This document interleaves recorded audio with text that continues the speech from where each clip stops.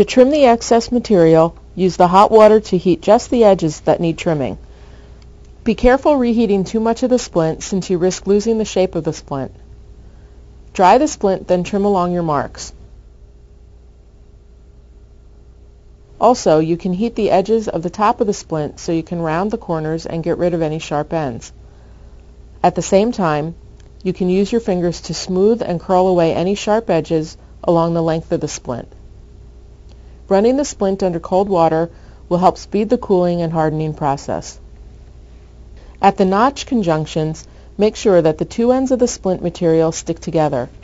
Thermoplastic adheres to itself when hot, so reheat and reseal any notch junctions that you feel are loose or unstable.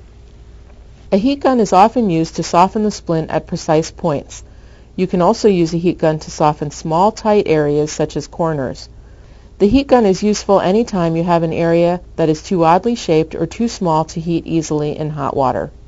When using a heat gun, it is important to keep the splint material moving over the heat so that one area doesn't get too hot while even the surrounding area is cool.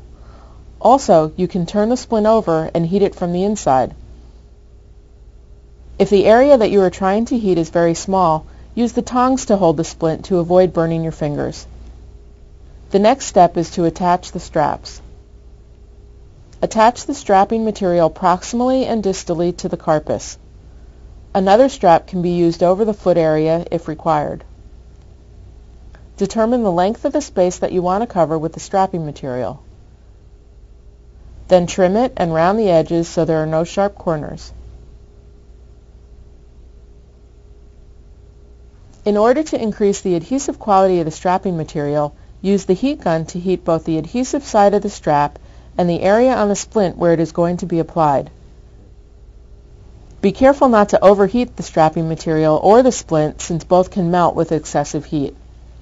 When both the strap and the splint are hot, apply the strap to the splint. Cut the strap to fit. The strap should cover the circumference of the limb with a little extra to ensure that the strap overlaps. Check the fit on the animal's limb. Wrap the straps around the animal's limb, trim as needed, and round the corners. If needed, padding can be added at this point. Padding is suggested for the following: the paw, areas of decreased skin integrity, and areas where there is the potential for rubbing, chafing, or other discomfort. Thin, conforming padding that has an adhesive back is recommended. Cut small pieces of padding and adhere them inside the splint at places that may potentially rub or apply pressure. Note that if the splint is well made and custom fit to the animal, padding is not needed and generally not recommended. However, if you plan to use padding inside the splint, always plan for extra room when tracing the pattern. Finally, place the splint on the animal and check for any final adjustments.